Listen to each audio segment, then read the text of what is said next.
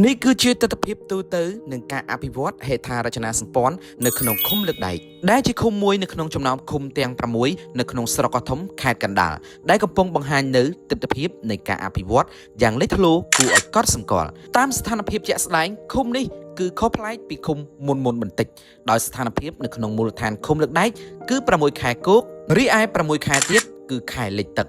ហើយនៅពេលអតីតកាលលក្ខណៈភូមិសាស្ត្របែបនេះធ្វើឲ្យមូលដ្ឋានមួយនេះធ្លាប់ជួបប្រទះនៅភាពលំបាកយ៉ាងខ្លាំងនៅក្នុងការធ្វើដំណើរជាពិសេសនារដូវវស្សាដែលផ្លូវដីភាគច្រើនតែងទទួលរងនឹងការលិចលង់ក៏ប៉ុន្តែបច្ចុប្បន្នឃុំលើកដែកបានប្រែក្លាយមុខមាត់ថ្មីទាំងស្រុងដោយផ្លូវដីត្រូវបានជំនួសដោយផ្លូវបេតុងខ្វាត់ខ្វែងតភ្ជាប់គ្រប់ទីកន្លែងកាន់តែពិសេសជាងនេះទៅទៀតអ្វីដែលជាសរសៃឈាមសេដ្ឋកិច្ចដ៏សំខាន់ជួយសម្រួលដល់ការរស់នៅរបស់ប្រជាពលរដ្ឋគឺលេចចេញជារូបរាងនៅផ្លូវជាតិលេខ23ដ៏ស្រស់ស្អាតបានតភ្ជាប់ឆ្លងកាត់ភូមិសាស្ត្រឃុំមួយនេះហើយចាប់តាំងពីឆ្នាំ2002មកដល់ពេលបច្ចុប្បន្នឃុំលើកដែកទទួលបានការអភិវឌ្ឍលើគ្រប់វិស័យជាពិសេសហេដ្ឋារចនាសម្ព័ន្ធផ្លូវថ្នល់និងប្រព័ន្ធប្រឡាយធារាសាស្ត្រដែលឆ្លើយតបយ៉ាងពេញលេញទៅនឹងតម្រូវការជាក់ស្ដែងរបស់សហគមន៍ហើយឃុំលើកដែកគឺមានទីតាំងភូមិសាស្ត្រអំណោយផលដែលមានព្រំប្រទល់ជាប់នឹងតំបន់សំខាន់ដូចជាខាងជើងទល់នឹងឃុំប្រាសាទស្រុកស្អាងរីឯខាងត្បូងទល់នឹងសង្កាត់ព្រែកជ្រៃក្រុងសំពើពូន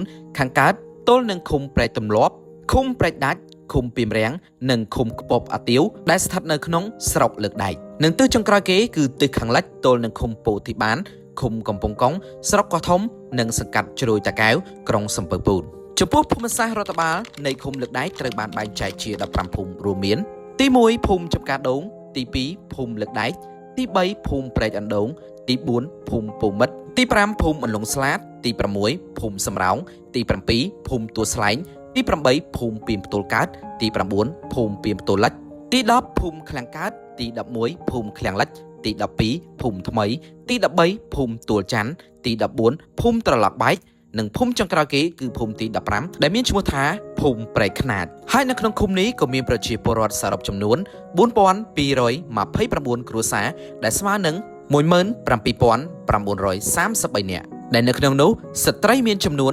9512នាក់ដោយប្រជាពលរដ្ឋភាគច្រើនពឹងផ្អែកលើជីវភាពប្រកបមុខរបរនេសាទហើយសម្រាប់សេវាសាធារណៈនិងហេដ្ឋារចនាសម្ព័ន្ធសង្គមនៅក្នុងឃុំគឺមានមណ្ឌលសុខភាពចំនួន1ប៉ុស្តិ៍នគរបាលរដ្ឋបាលចំនួន1សាលារៀនចំនួន4នៅក្នុងនោះមានអនុវិទ្យាល័យ1និងបឋមសិក្សាចំនួន3កន្លែងព្រមទាំងមានវត្តទីអារាមចំនួន5កន្លែងដើម្បីបម្រើដល់តម្រូវការអប់រំនិងការប្រតិបត្តិជំនឿសាសនារបស់បងប្អូនប្រជាពលរដ្ឋហើយជាក់ស្ដែងនៅក្នុងឆ្នាំ2026នេះគឺឃុំលើកដែកក៏ទទួលបាននូវសមិទ្ធផលហេដ្ឋារចនាសម្ព័ន្ធថ្មីបន្ថែមទៀតដែលជាការចូលរួមចំណែកដ៏សំខាន់នៅក្នុងការលើកស្ទួយកម្រិតជីវភាពរបស់ប្រជាពលរដ្ឋហើយនៅក្នុងនោះគឺយើងមាន2គម្រោងរួមមានទី1គម្រោងស្ដារប្រឡាយលេខ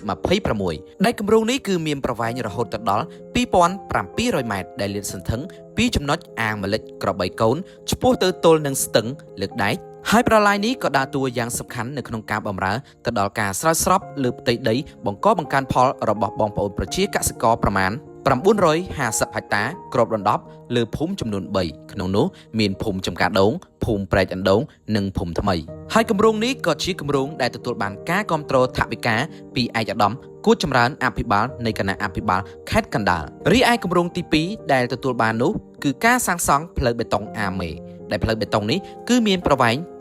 954ម៉ែត្រនិងទទឹង6ម៉ែត្រដែលស្ថិតនៅភូមិពីមផ្ទល់កើតដែលជាគម្រោងអភិវឌ្ឍដែលប្រើប្រាស់ថវិកាមូលនិធិស្រុកកោះធំប្រចាំឆ្នាំ2026ដើម្បីសម្រួលដល់ការធ្វើដំណើរនិងការដឹកជញ្ជូនកសិផលនានារបស់បងប្អូនប្រជាពលរដ្ឋរស់នៅក្នុងឃុំនោះហើយរាល់សមិទ្ធផលនៃការអភិវឌ្ឍដែលលេចចេញជារូបរាងទាំងអស់នេះគឺកើតចេញពីការព្រួយផ្ដើមនិងចង្អុលបង្ហាញរបស់ឯកឧត្តមគួចចម្រើនអភិបាលនៃគណៈអភិបាលខេត្តកណ្ដាលព្រមទាំងមានការយកចិត្តទុកដាក់បន្តយ៉ាងខ្ជាប់ខ្ជួនពីសំណាក់លោកឆែវ៉ាន់ឌីអភិបាលនៃគណៈអភិបាលស្រុកកោះធំកត្តាថ្នាក់ដឹកនាំទាំងអស់នេះហើយទើបធ្វើឲ្យមូលដ្ឋានឃុំស្រុកពិសេសគឺឃុំលើកដែកទទួលបាននូវសមិទ្ធផលរីកចម្រើនជាបន្តបន្ទាប់ស្របតាមគោលនយោបាយអភិវឌ្ឍជាតិ